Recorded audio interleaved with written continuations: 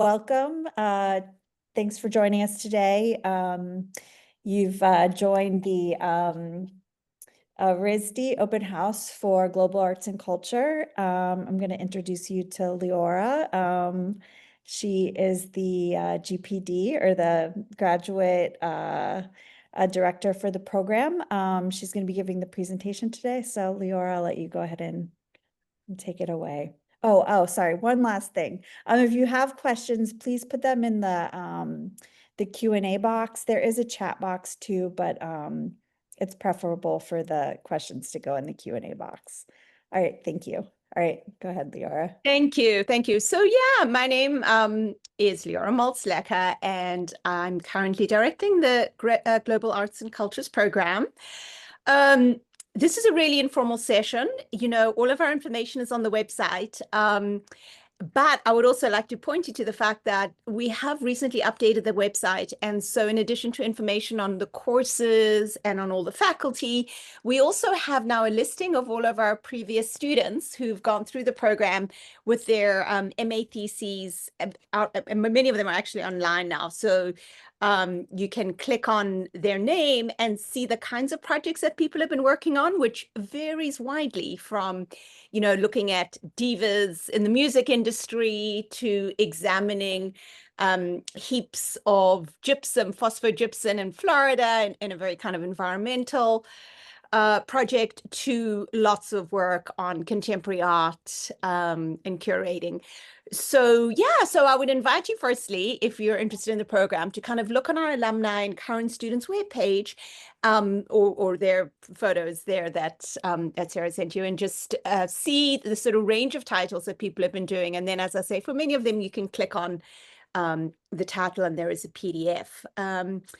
So yeah, so the program is about 7 or 8 years old, and it was designed and set up as an interdisciplinary program that would think about issues of contemporary art and modernity, but from a really interdisciplinary perspective.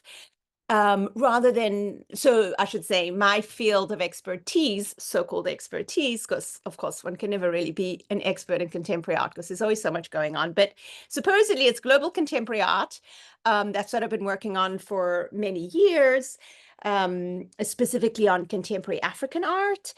So that's my particular area of interest, but I teach with many other faculty who work in areas such as contemporary literature, political science, psychology, feminist theory, you know, indigenous art, all different kinds of fields from across really 3 departments.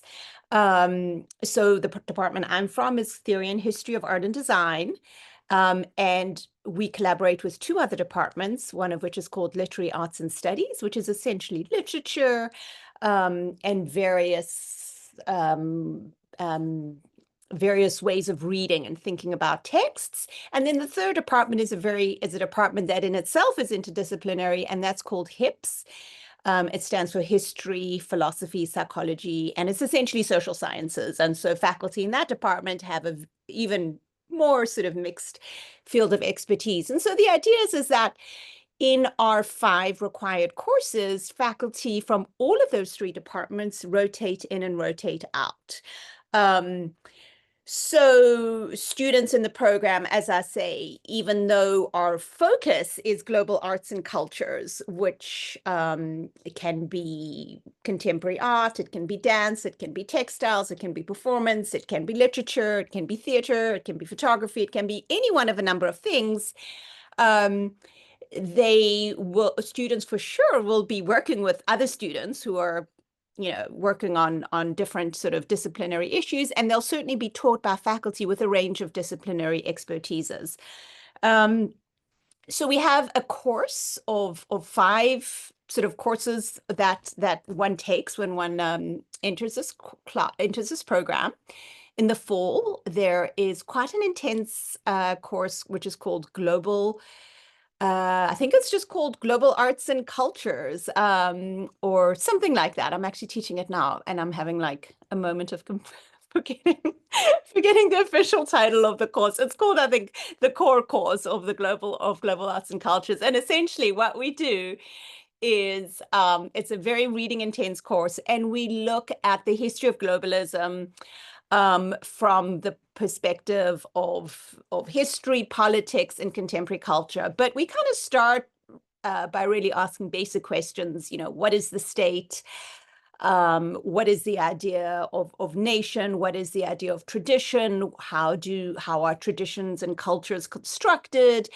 And then after looking at sort of those fundamental economic and philosophical ideas, we really move into thinking about globalization, which we define as a period approximately starting in the late 80s, really beginning 89 or so. And we look at contemporary cultures and everything from media theory to the way that contemporary artists and other cultural practitioners are thinking about and working with the contemporary and the issues that are raised by the contemporary.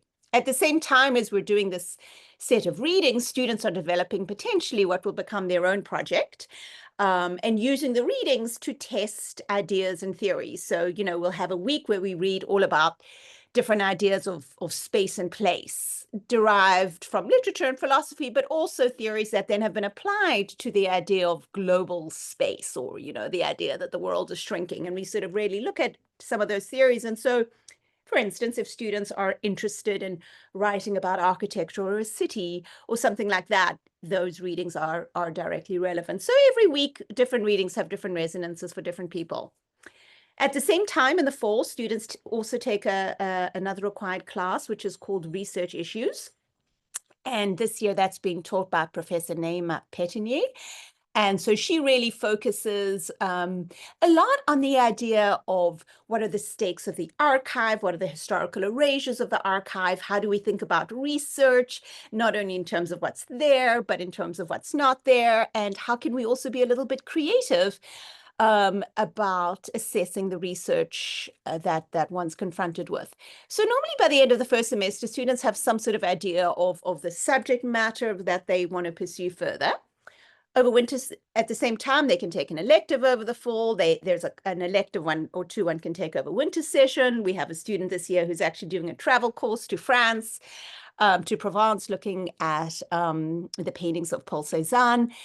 And so sometimes students do that. And then they come back in the spring and they do two more courses, one of which is called the Politics and Ethics of Representation. And that is a deep dive into issues around, as the title suggests, the politics of representation, the ethical stakes of representing anybody, any subject, whether in literature or art or film or whatever. And then there's also a prospectus class, which is a sort of in-depth course that students really work on potentially what their thesis topic is going to be. So they work on a perspective and they go through week by week, figuring out what are the different stages, how can one scaffold this research project in terms of thinking about bibliography and research sources and archives and arguments and all those kinds of things. And then there's also, I believe, space for an elective or two for students to take. And then in the spring, students choose their advisor. And that's a key part of this program because we have quite a lot of faculty in the liberal arts division, about 30 full-time faculty and probably about 40 or 50 part-timers. And so students really get to choose from those 30 full-time faculty. Usually they work with full-time faculty. Occasionally someone has an expertise. They can work with a part-time faculty member, but normally they choose a full-time faculty member whose research interests are aligned with their own, who they feel can be a good mentor and also a good cheerleader and supporter to them as they write. And then over the summer and into the fall, students essentially work on completing their master's theses. So yeah, I mean, that's pretty much the sort of structural layout of the program. It is 18 months long. It is quite intense. The courses are intense, the readings are intense. I would say it's quite rigorous in the demands that it makes on students. On the other hand, in a year of classes, many students experience a lot of growth and are able to really focus what were at first quite nebulous interests into something that is sort of a workable, practical thesis that they can write and develop further. As to what students do after they leave the program, that is quite varied. When I look at our alumni, we have several students who are interested in graduate school.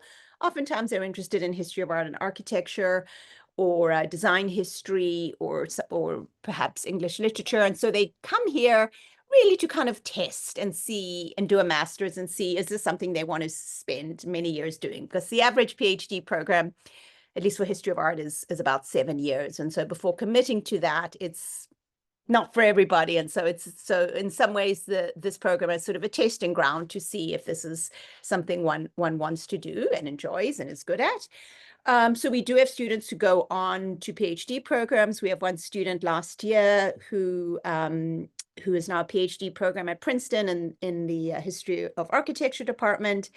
And we have students at various other programs across the country. We also have a lot of students who decide to work at museums. And so from last year's cohort, again, we have a student who's now working at MoMA. And she is working on a subject related to global arts and cultures that's quite similar to what her thesis was on. And we have other students across the country working, many at smaller regional museums or historical societies, but doing some sort of curatorial or archival work. So yeah, so that is pretty much, I would say, the basics of the program. I'm going to pause and see if anyone has any questions or anything they'd like to ask about.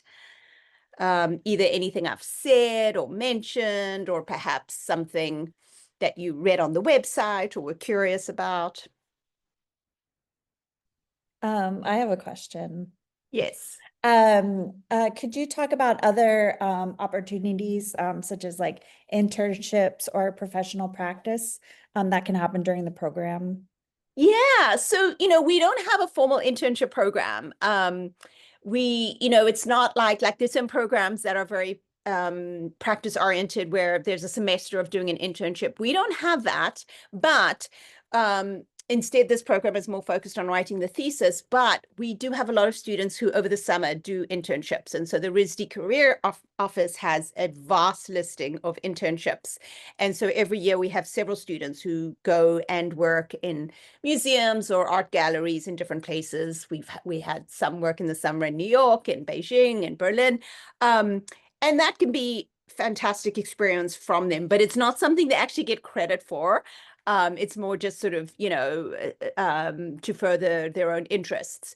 We also, I should mention, have several students who have curated exhibitions of contemporary art here in Providence. So earlier this fall, we had a former student who curated a show at a nonprofit space in downtown Providence that featured about 15 or 20 contemporary artists, many of whom were MFA students who had recently graduated from RISD that she had been in classes with, because a lot of our classes, for instance, I teach a class that's all painters, graduate painters, and then we also have a lot of GAC students in them. So there's a lot of crossover between painters and students in the fine arts doing ceramics or sculpture and GAC students. And so this exhibition featured a lot of those recent graduates. And then actually just last week, we had an exhibition open at the RISD Museum at the Gelman Gallery by 2 GAC students. And I wonder if we can put the link to that. That was called something like Futures. Was called like Futures, and it looked, or Planetarity, it was called like Planetarity, Futures, Fossils, and something else. And that is a really fantastic exhibition that April and Rachel recently curated, and they're in their second year of the GAC program. And again, it features a lot of RISD MFA students, and it's beautifully installed, and it's a really wonderful curatorial thematic. And actually, Rachel did the exhibition design for that as well. So that's so yeah, so we have GAC students doing a lot of different projects. We also often get speakers, and so the students every year choose, they sort of get together and they say, who do we want to get as a speaker this year? And so we have events and stuff. And again, you can look in our archive and see whom we've had over the years. So yeah. Um, I think you kind of started to touch on it earlier, but could you talk a little bit more about additional events, reading groups, or uh, additional like classes that are available to students? Yeah, so I mean, students, first of all, are able to take classes at Brown, which is a vast amount of courses that are available to them. And so RISD graduate students can take any course they want at Brown. And so that, as I say, opens up vast options. They can also take courses in the other departments. So technically, they can take courses in the fine arts and design divisions, and oftentimes they do of a winter session. Um, it can be hard managing too many of those courses along with the liberal arts coursework, but really there are so many options to do whatever is listed in the course catalog. And also to do, oftentimes there are cross-listed courses that are, say, between design and architecture or different kinds of sort of departments. So students certainly can work on that. And a lot of the students who are in this program do have a background either in fine art or design. And so that can be a way for them to keep their skills handy. And yeah, there are so many events going on at RISD. It's actually an excess. It's almost like a plethora of events. And so GA students participate in organizing a couple of events every semester. As I say, we normally get a couple of speakers. Sometimes students organize symposia. So for instance, for the exhibition I just mentioned on planetarity, there's also a symposia for that, a symposium coming up with all the artists that the curators are organizing. And RISD just gets so many visiting artists. So for instance, just this fall alone, the painting department has had Nicole Eisenman come to talk 2 weeks ago, and Baron Kim was here last week. And there's just really every week there are, world class artists and designers coming to talk here. So there's a lot going on. There's also, RISD has a wonderful library. If you come and visit the campus, you'll see that it's a really lovely place to work. And students also have access to Brown Library, which is lovely for certain kinds of research. But yeah, as far as, other, and then, there aren't sort of, graduate school is, it's a lot of independent study. So normally the cohort sort of gets together and oftentimes they form a writing group, but really that's the kind of thing where it's up to individual students, and every year is different. So most years become pretty close because they're taking all their classes together. But some years they form writing groups and do stuff, and others they don't. Yeah. Yeah. What does like a typical seminar discussion feel like in the program? Well, that sort of depends on what the topic is that we're discussing. You know, seminar discussions are usually based on readings.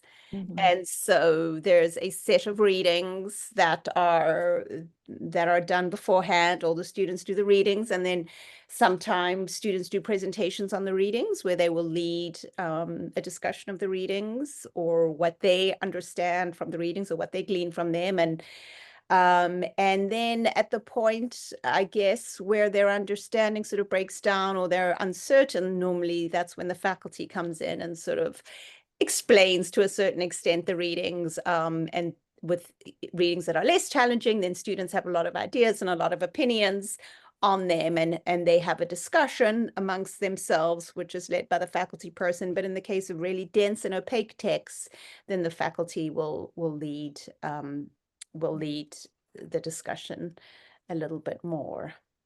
Yeah. So is there anyone who's participating in the webinar tonight who has who's interested in applying and who has any specific questions about like areas of interest that they're working on or courses or anything like that? Yeah, don't be shy. Normally we have about 5 to 8 students every year. So I will say, in response to your early question, that yeah, seminars tend to be very small, which is really lovely. So they really are sort of sitting around a table and talking. That makes it sound more more relaxed and peaceful than maybe they are. They are 3 hours long, and the amount of readings is quite a lot to digest. Normally there's 4 or 5 readings, each of which is an article or a chapter. So that can take at least a day to do. But yeah, once everyone's done the reading, then the mode of engagement is discussion and working through the readings in this very sort of small group, and trying to think through them and figure out what one can get from them. Could you speak a little bit about what you're looking for in an applicant, like what applicants should focus on in their writing samples and their statement of purpose? Yeah, so the statement of purpose is really a kind of personal, as the name suggests, it's a personal statement that is essentially one's kind of academic biography, discussing one's interests, how one got there, and perhaps life circumstances or personal experiences that have helped shape one's interests. And that's really important for us for people who are reading the application, which is always a group of faculty. It's always a group of like 4 or 5 faculty who read each application. And that's important for us to try and get a sense of your interests and where you're coming from, and also sometimes, to try and balance a class so that we have different people who are interested in different things. So that is definitely a kind of more informal statement, but always, as we all know, very hard to write in order to talk about things that are relevant to a program of study and are not just purely personal, but rather are sort of the things that have informed how you became who you are and why you're interested in what you're interested in doing. The writing sample is really sort of usually an essay that one is written in an academic context. So either undergrad essay, or some of our students come to us and they already have a master's degree, in which case they maybe, send in a longer sample, or perhaps they've been writing professionally. But for most people, it's simply an undergrad essay that they wrote. And if one finished undergrad many years ago and that feels kind of far away, then of course one can write on something else or submit a professional piece of writing. But it's really, something so that the faculty can see, okay, this person has research and writing skills, and we feel confident that they will be able to complete the program in, on time, on schedule, and be happy and thrive. As I mentioned before, part of the requirement of this program is writing a master's thesis, which doesn't have to be terribly long. It's normally 10 to 15,000 words, which is not that long in terms of sort of, materially, but it is something that one has to enjoy writing to do. So for instance, not everybody loves to write, and it is important to sort of be interested in writing and be interested in thinking through an argument. And you want your writing statement to suggest that and to show those skills. We do sometimes have students who've come from another field. Like this year, we have one student who was a lawyer. And so so she trained as a lawyer and worked for a while before she decided she really wanted to do more work in the arts. And so in that case, she submitted something that was, not at all related to arts. It was, a paper she had written at law school. But even though the subject matter was on the law, it clearly showed that, her thinking was organized and structured and logical. Her writing was clear, and it was clear that she could write on other subjects if she had the opportunity to do so. So don't feel, if you have a background in politics or economics or law or something like that, don't feel like that's a problem. It's not at all. It's really just sort of a formality to show that one can produce a piece of research-based writing. Did that cover all of your questions, research personal statement and Yeah, I think yeah, so. yeah. I don't know if you have any other just like general advice about the application process. Yeah, I mean, we do get a good amount of applications, and we love reading through them. But I would say that it is also wonderful when applicants are pretty focused. One doesn't want to send in a writing statement, one wants to adhere to the word guidelines. And with the personal statement, when one's reading many of them, it's great to be succinct and sort of jump into what you're going to say.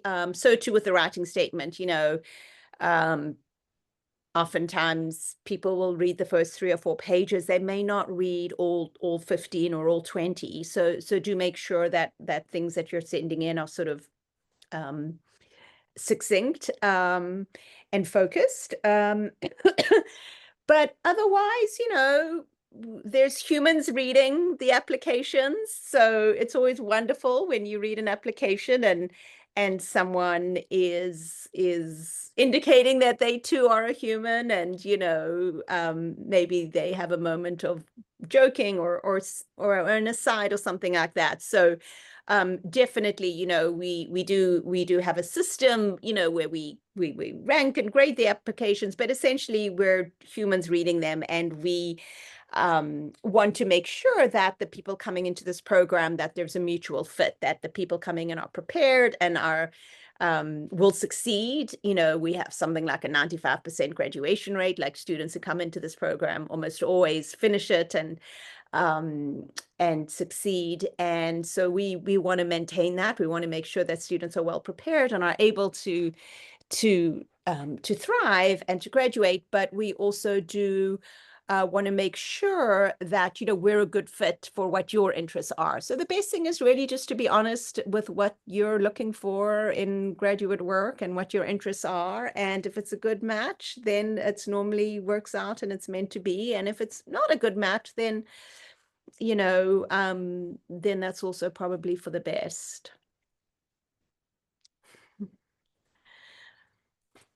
All right.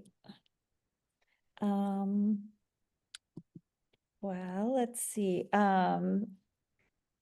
I guess maybe just like I'll just ask you one other question. Yeah, and also, Sergio, let me just jump in and say, I Yeah. know it can be super awkward on a webinar to ask questions. And so, really, I'm just here to give you a little bit of information, but please feel free to email me if you want. If you have any questions that, are whatever that you only think of afterwards, feel free to shoot me an email. We can have we can email, we can even set up another Zoom. But, yeah, I mean, I would say if you poke around the website and look at other students are doing, you get a pretty good sense of the program. And if you have any other questions, just feel free to be in touch. But yeah, was there one more thing you wanted to ask? Yeah, I can share your email in the chat for Yeah, people so they yeah, have perfect. it. Perfect. I just put Leora's email in the chat. Also, if you just have additional questions about the application process, feel free to email admissions, and we're happy to answer those questions. I guess just like if there's one thing you hope for prospective students to take away from today's session, what's that? Yeah. Yeah. I mean, what I would say is that, this program, I think when we designed it, we were also really thinking about students who weren't exactly sure what they wanted to do, which is, the situation that many of the faculty were in when we went to graduate school. And, a lot of programs that faculty went through were PhD programs, and they were very long and very specific and very much based in a discipline. And so we thought to ourselves, wouldn't it be great to have a program where students who aren't exactly sure what they want to do can really experiment and can really dip into different fields and different disciplines, and write about whatever they want, whatever their passion is, they can write about that, as opposed to, again, certain master's programs are quite specific and a little, little bit based within the discipline. And so I would say that, the expansiveness and the interdisciplinarity and the idea that really we want you to figure out what your passion is, whatever that is, and we'll sort of lead you to the right person to find it, but that it really, there's a very, very broad net cast, right? Um, for some people, that is the strength of the program. On the other hand, I will be honest and say, if you know exactly what you want to do, and you know that you want to, do a PhD on Chinese bronzes, this program may not be exactly the right fit for you because it really, first of all, looks at sort of more recent contemporary issues. And it is very expansive and exploratory. And so, I think in some ways our sort of ideal student is someone who perhaps has a bit of a sense of what they're interested in doing, but is really open to possibilities and is curious. And, to go back to the application, I would just say sometimes applicants feel, oh my gosh, I need to look as if I know what I'm doing and where I'm going. And no, I just want to say, very clearly, you don't have to know where you're going, or you don't have to come in with a set idea or a set thesis topic. If anything, sometimes it's better if you don't know. And if you're curious, because there are a million possibilities of things to write on and different areas to work on. So I think, really, in some ways, this is a program for people who aren't exactly sure what they want to do. And we are very happy when we see applications that reflect that with honesty, because the truth is that within a couple of months of being here, people normally do figure it out. And so yeah, so really it's quite open in that way. And yeah, I mean, I guess that's important to add because that is one of the key things about the program. So thank you for that question. Yeah, I wonder if maybe we should sign off a little bit early, and if anyone has any last questions, pop them in the chat. Otherwise, maybe we'll sign off a little bit early and just feel free to be in touch if anything comes up. Yeah. If Yeah. that sounds good. Yeah, that sounds good. Well, thank you so much, Leora. That was really Absolutely. informative. Again, feel free to send us emails if you have any questions. We're happy to answer those. And thanks for joining us today. Yep, All right. absolutely. Thanks for coming, everybody. Take care. Bye. Bye.